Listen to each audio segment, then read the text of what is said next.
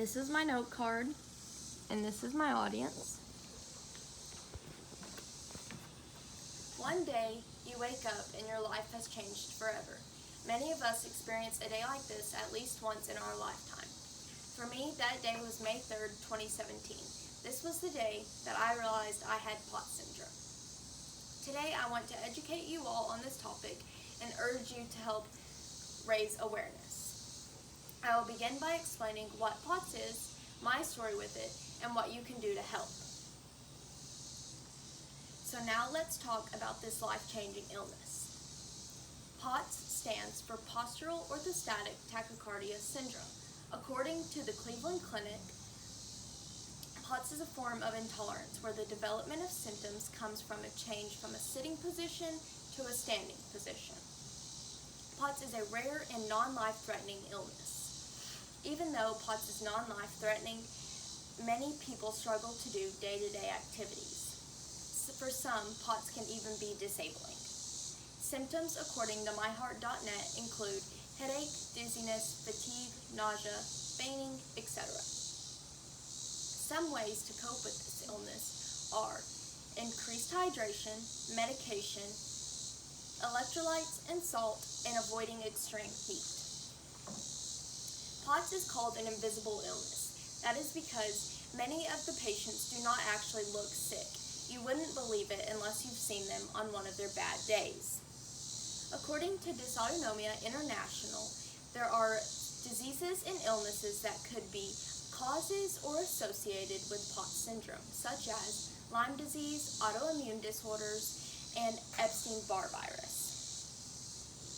So now that you know a little about POTS, I want to tell you about my story with it. As I mentioned earlier, May 3rd, 2017 is a day that I will remember forever. I woke up that night and could not see at all and was nauseous. Unsure of what was happening, I went to the emergency room. At the emergency room, I was told that I was just having a migraine. So after I was discharged, I made an appointment with a neurologist.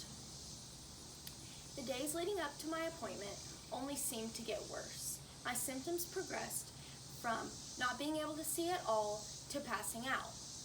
While I was at the neurologist, a test that I had done previously came back and my thyroid levels were extremely high. According to Healthline, a normal thyroid level is 0.4 to 4. Mine was in the 90s. I immediately got started on thyroid medication, although my symptoms did not get better. Doctor visit after doctor visit, emergency room visit after emergency room visit. The answers were always the same. I don't know what's wrong with her, or her vitals seem normal. That is when we decided to start doing our own research. We then began to match my symptoms with POTS syndrome. We then found a doctor in Dallas that specialized in POTS. It took a while to get in, but when we did, it was a sigh of relief.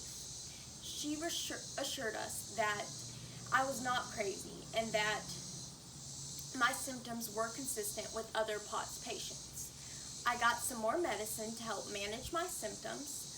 I also had to increase my fluid intake by a lot. Another way that my life was changed was that I was no longer able to participate in my high school drill team because I was still so sick. I also was barely able to attend school 5 days a week, but I still managed to get A's. Lastly, I now eat gluten-free, something that many POTS patients do for health reasons. I also realized after being diagnosed that there were many people around me that had the same issues that I did. You really never realize how many people around you have it until you were actually diagnosed with it. A big support for me has been online groups. There are thousands of people from all across the world in these groups that have the same disease that I do. Many of them post tips, ask for advice, and share encouraging words. I am now in a much better place than I was before with my health. I am now well enough to be able to attend nursing school and raise my son. So now let's talk about what you can do to help. As I mentioned before, doctors were unsure of what was wrong and tried to misdiagnose me. This is the case with many other POTS patients.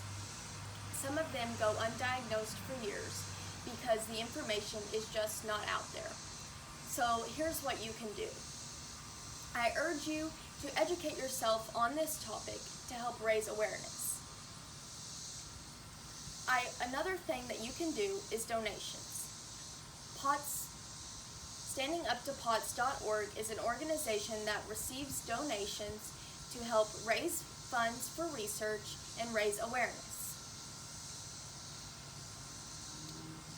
If you feel persuaded to help, please do.